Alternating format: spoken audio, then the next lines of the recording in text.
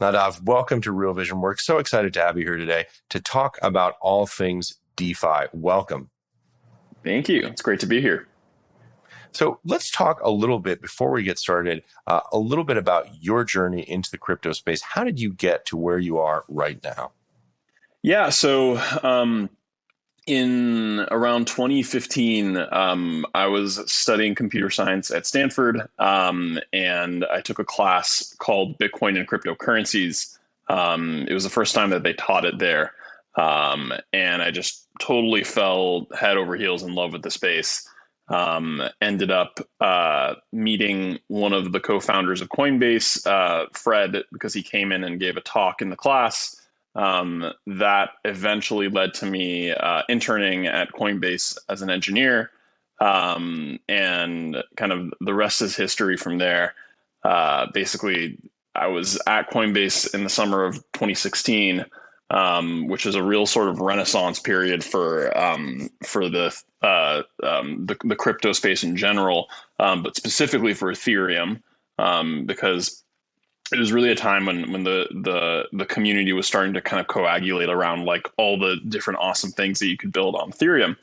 And I became super enamored with the idea of building essentially a lending system on Ethereum, where loans would be enforced by smart contracts as opposed to enforced by paper contracts. The long and short of it is that I ended up writing a white paper about it. I called it Dharma Protocol, and around a little bit less than a year after then, I ended up launching the first version of Dharma Protocol, which is a peer-to-peer lending protocol on Ethereum, in around May of 2018.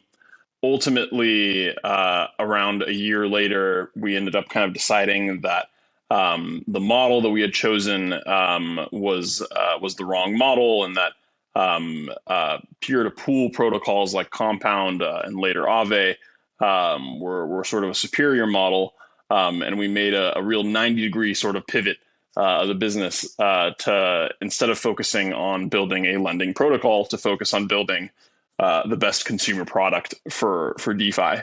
Right.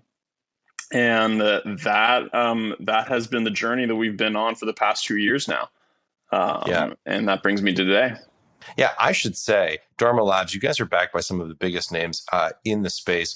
Coinbase, I think Polychain, Compound Labs, Aave, these are the big players in this space. I'm also really intrigued by something you said where you talked about this as a consumer product. One of the things that I've talked about here on Real Vision and on Twitter is just the challenge here, which is very often these projects are just too damn complicated for ordinary people to access. You guys have spent a lot of time thinking about UI, UX issues. Tell us a little bit about that and about where you are in that journey.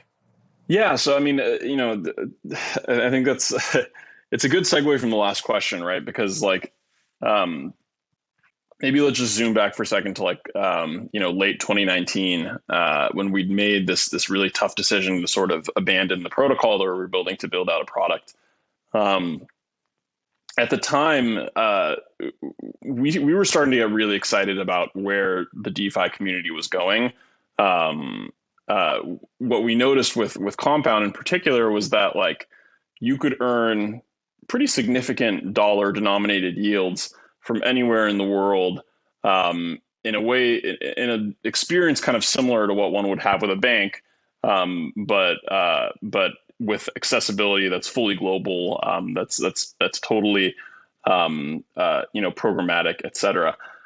So the long and short of it was we were really, really excited about it, but we kept feeling like every time we wanted to show one of our friends or family what this is, that there was literally this like week-long onboarding process effectively that a person needed to go through in order to actually try one of these protocols. And the more we kind of researched it, it started to feel like really the place where the most friction could be found in the new user experience in DeFi was basically at the intersection of the on and off ramp and the wallet. So first of all, at the on and off ramp level, most Americans at this point in time don't own cryptocurrency yet. And so if you want to have someone try out using Compound, for instance, they have to go and set up an account at a cryptocurrency exchange. They have to go buy cryptocurrency. Often it will take up to a week for that cryptocurrency to become withdrawable from the exchange. And then they have to go and set up a non-custodial wallet separately, which, I think anybody who has used something like MetaMask before knows that it's a highly technical tool. It's not exactly a consumer optimized product. There's a lot of complexity that you need to sort of parse through if this is your first time doing something. And then you need to transfer your funds over, and you need to like pay two separate transactions, and so on and so forth. So the point is that like the job to be done for an end user in DeFi is a fairly simple value prop. It's it's like earn yield, buy this token, borrow this token, et cetera, et cetera. But if you're just getting started, you have this immense sort of educational barrier that you have to climb over in order to get there. And so really, like it's like I said earlier, where we've focused our energies is trying to build a on-ramp and wallet that are entirely focused on making the first experience that a user has in DeFi the shortest and easiest possible path towards the job that they want to do. Whether that is depositing into Compound or buying a token on Uniswap, all they should have to do is download an app, connect their bank account, and then just like press a button. And so there's a lot of magic behind the scenes that enables that sort of experience. It's a very, very complex set of machinery, but I think we've gotten fairly close to that with the product that we have today. You said so many interesting things there. One of which is how fundamentally simple, in some ways, the value proposition is. What do you want to do in DeFi? Well, you want to buy, sell, hold. You want to borrow. You want to lend, right? These are pretty actually simple concepts, but the experience to getting there is a bit challenging. What were some of the things that you faced that you had to smooth over along that user journey to try and achieve the simplicity you sought? The hardest thing to solve, I would say, is basically like bridging people's dollars into DeFi,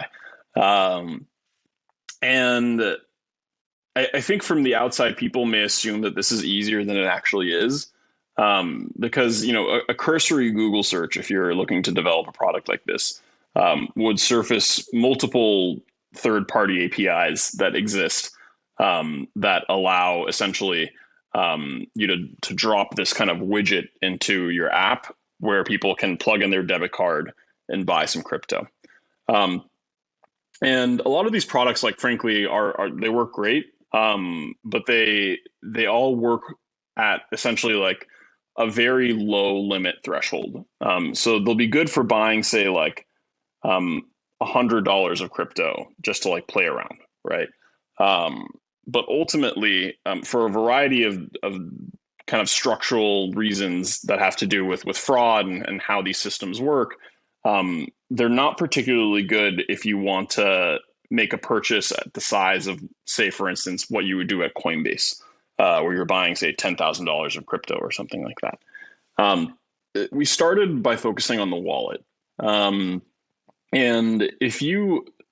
anybody who's used MetaMask before knows that it's not exactly the most consumer friendly experience.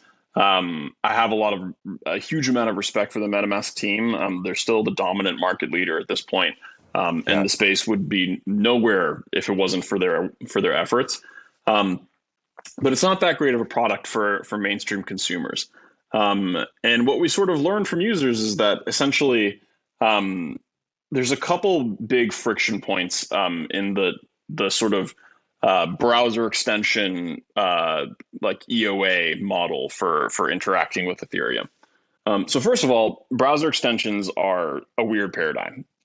Most people, most mainstream consumers are not used to interacting with products with browser extensions, let alone trusting browser extensions with significant sums of money. It doesn't feel that trustworthy to have like a little icon in the upper right of your browser that could have $10,000 of your funds. Hey, if you like this clip, be sure to check out the full interview and more only on realvision.com/crypto. It's 100% free. Sign up now.